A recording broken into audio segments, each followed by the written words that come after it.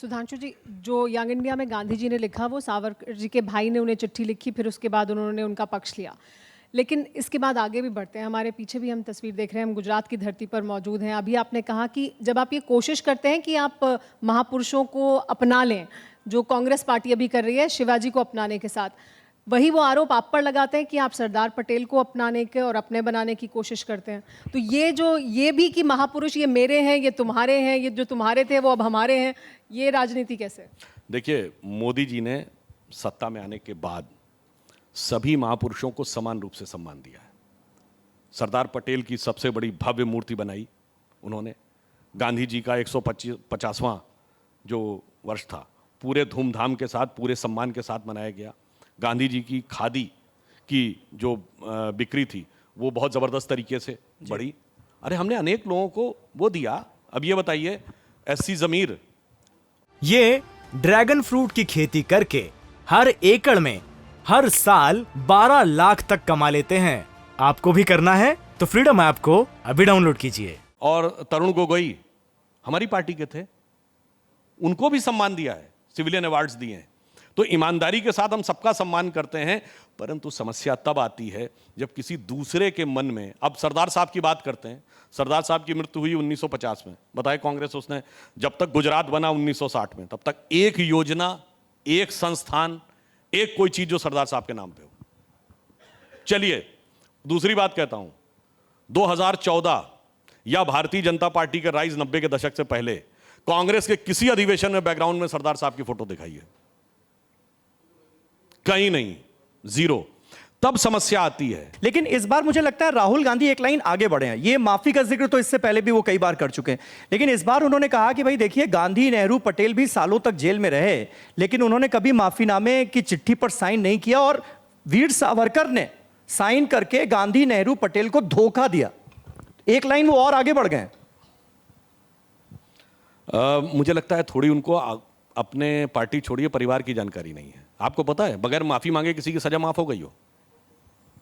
शायद आप लोगों को न ध्यान हो तो मैं बता देना चाहता हूं, वो नेहरू जी थे 1923 नाभा में, और नाभा में केवल 3 घंटे के अंदर, और ये मैं कोट कर रहा हूं के संथानम, जो कांग्रेस के बाद में कैबिनेट मिनिस्टर बने, उन्होंने अपनी किताब में, जो उनके साथ जेल में थे नेहरू जी के साथ, उन्होंने अपनी किताब हैंडकफ्ड विद नेहरू में लिखा है कि नेहरू जी को इतनी तकलीफ हो रही थी कि उनके पिताजी ने, यानी मोतीलाल नेहरू जी ने, वॉइस रॉय से संपर्क किया।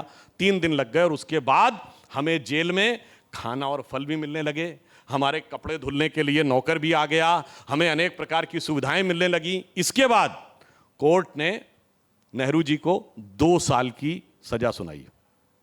2 साल की सजा दोपहर में सुनाई गई, और इसका उल्लेख तो इनडायरेक्टली नेहरू जी ने भी किया है अपनी आत्मकथा में। के संथानम की किताब में तो बहुत क्लियर है, और ये अनेक उदाहरण हैं। ट्रैप्ड विद नाभा में दोपहर में हुई, और शाम होते होते ब्रिटिश गवर्नर ने अपनी स्पेशल पावर का यूज करते हुए सजा माफ कर दी। नहीं तो आप ये कहना चाह रहे हैं कि गांधी, नेहरू, पटेल के इतने अच्छे कनेक्शंस थे कि बिना माफीनामे के उनकी सजा माफ हो जाती मैंने थी, तो शपथ इसलिए उन्हें चिट्ठी लिखने की जरूरत नहीं पड़ी। मैंने तो शपथ की बात कही है। अच्छा, शपथ किसने ली थी बताइए? 37 की प्रोविंशियल असेंबलीज में कांग्रेस के नेता किसके नाम की शपथ लेकर सरकार में आए थे, और 46 में किसके नाम की शपथ ली थी जब अंग्रेजों का शासन था माउंटबेटन? और मनोहर लोहिया जी जैसे लोगों ने मना कर दिया था उस सरकार में आने से कि क्वीन के नाम की निष्ठा की शपथ नहीं लेंगे। और एक और इंटरेस्टिंग बात बता दूं, शायद बहुत से लोगों को नहीं पता हो, मजेदार, ये 2 सितंबर का दिन ही क्यों चुना गया था 1946 में अंतरिम सरकार बनाने के लिए? पता है? वो इसलिए चुना गया था कि जब नागासाकी, हिरोशिमा पे बम गिरा है, तो 15 अगस्त को सरेंडर डिक्लेयर किया है जापान ने।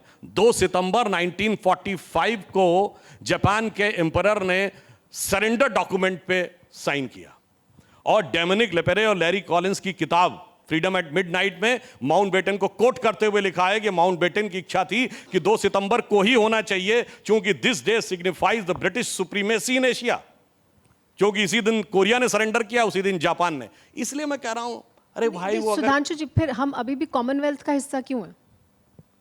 देखिए, आज कॉमनवेल्थ में किसका जलवा है? नहीं, जलवा किसी का भी हो, पर हम हैं क्यों उसका हिस्सा? अब हम उसको ब्रिटिश कॉमनवेल्थ तो नहीं अभी भी रखते हैं। अच्छा, अब तो हम प्रधानमंत्री कौन है वहां? वो छोड़िए। लेकिन अगर तब की हम शपथ की अगर हम बात करेंगे तो फिर तो ये वाली भी बात हो जाएगी फिर कि कॉमनवेल्थ का भी हिस्सा हमें नहीं होना चाहिए, अब हमें उस पर स्टैंड लेना चाहिए। नहीं, हमें कॉमनवेल्थ का हिस्सा नहीं होना है, हमें भविष्य में कॉमनवेल्थ को अपना हिस्सा बनाना है। लेकिन सुधांशु जी, यही बार बार घूमकर बात यही आ जाती है कि अभी जब सावरकर का मुद्दा उठा तो देवेंद्र फडणवीस ने गांधी जी की भी एक चिट्ठी दिखा दी, अभी नेहरू जी की बात हो रही है, गांधी जी की भी चिट्ठी दिखाई, कहा गया उन्होंने भी देखिए ऐसा कहा था, तो फिर तो हम सबको एक ही लाइन में खड़ा कर रहे हैं, क्या ऐसा है क्या? देखिए क्या बातें होती हैं कि किसी समय का कुछ इस्टेब्लिश प्रोटोकॉल होता था, अगर आप उसको मुद्दा बनाएंगे तो बात तो सही है ना, कि अगर आप उठाएंगे बात निकलेगी तो फिर बहुत दूर तक जाएगी, और अगर बात निकलेगी तो कांग्रेस की स्थिति वो हो जाएगी कि कभी खुद पे कभी हालात पे रोना आया, और बात निकली तो हर एक बात पे रोना आया, एक एक बात निकलेगी और वो इतने फैक्ट के साथ निकलेगी। और मैं तो दर्शकों से ये भी कहता हूँ, जो नेहरू जी के लेटर्स हैं खुद उनके साइन किए हुए, जो 83 में पब्लिश्ड हुए हैं इंदिरा जी की सरकार के समय में, नेहरू मेमोरियल लाइब्रेरी में रखे हैं, उन पत्रों को ही अगर राहुल गांधी जी पढ़ लें तो उसी में से बहुत सारी बातें निकलेंगी, मगर हम उसको मुद्दा नहीं बनाना चाहते। एक सिर्फ नीतिगत, आपने नीतिगत सुनिए, सबके लिए फिर एक नीतिगत बात कह दी, चलिए हम अपनी तो कोठी नहीं कर रहे हैं।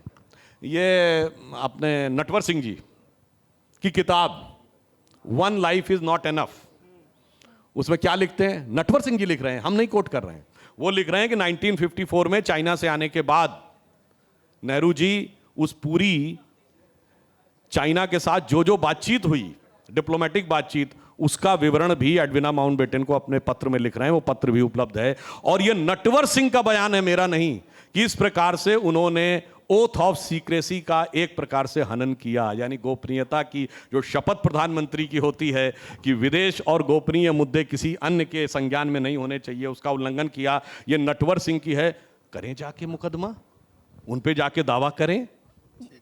बहुत शुक्रिया सुधांशु जी, समय खत्म हो रहा है इसी के साथ।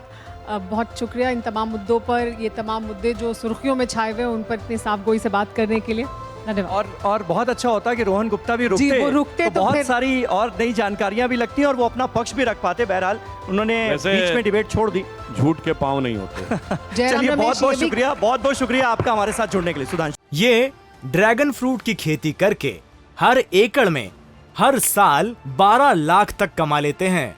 आपको भी करना है तो फ्रीडम ऐप को अभी डाउनलोड कीजिए।